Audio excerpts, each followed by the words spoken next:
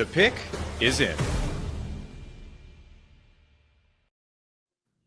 With the second overall pick, the Jacksonville Jaguars select Travis Hunter, corner/wide receiver out of Colorado, presented by LinkedIn here. We have Tony Wiggins of Locked On Jaguars breaking it all down.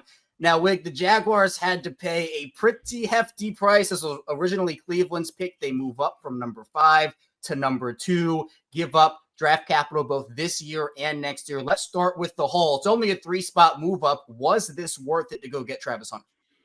Well, it's going to have to be, and they have to have a plan. If you look at it from a traditional NFL standpoint, you have a team with a pure number 1 receiver in his second year in Brian Thomas Jr. Very rarely do you see that team then trade up 2 spots, give up a first next year, a second this year, along with some extra change to go get another wide receiver. But this is different.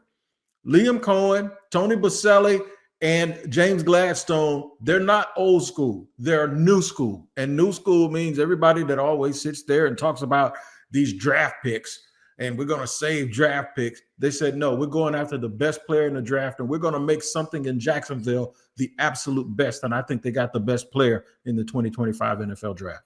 Now, I want you to sell me on that. Travis Hunter is the best player in the draft. Obviously, he can play multiple positions. That's what he wants to do. He's a generational prospect. We have barely seen anybody like him in NFL history. What made Jacksonville make this move for Travis Hunter, and what does he bring to the team? I think what they're going to do is they're weaponizing Trevor Lawrence, and they're weaponizing the offense based on the vision that they have of what they want to look like. They got De'Ami Brown, too, and they expect big things out of him, according to Tony Boselli, in the offseason. That's going to give them a serious triple-threaded wide receiver with pure speed and talent and guys that can catch radius the ball along with guys that can be runners after they have the ball in their hands. There's going to be no excuses. They added 4 linemen in free agency in the offseason. There's no more excuses. There's no other place to run other than the fact that they now have competent offensive players, a better offensive line to protect Trevor Lawrence, and better coaches to scheme up this offense. There was a lot of talk if Jacksonville had stayed at 5, Wig, about maybe defensive line, maybe offensive line. Where do you see Jacksonville addressing their needs now? Obviously, with less draft capital than before, might be a little bit more of a challenge.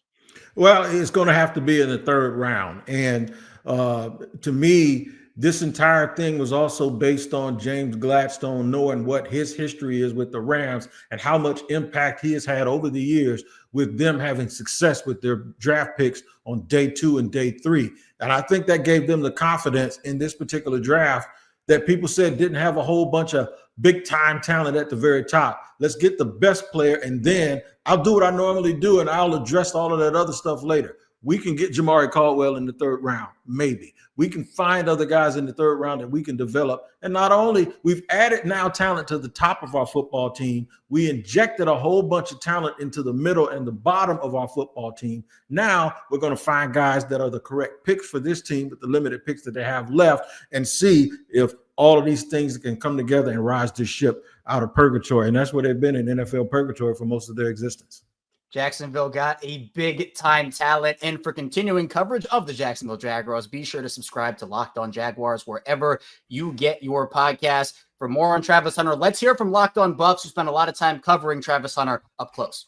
Colorado two-way star Travis Hunter is the most versatile NFL draft prospect we have ever seen. I'm Kevin Borba, host of Locked On Buffs. An NFL team who's getting Travis Hunter isn't just getting someone who could be a top-tier corner.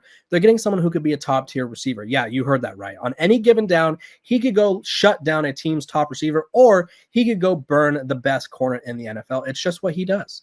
He played over 2,600 career snaps at Colorado alone, and this past year, he won 8 major awards, headlined by the Heisman Trophy. If you wanted an even better endorsement than mine, well, Deion Sanders himself said that Travis Hunter at this age is better than he was. So I think that's quite the endorsement from one of the legends of the NFL itself. So if you want more Colorado Buffaloes information, go check me out on Locked On Buffs and make sure to subscribe wherever you get your podcast.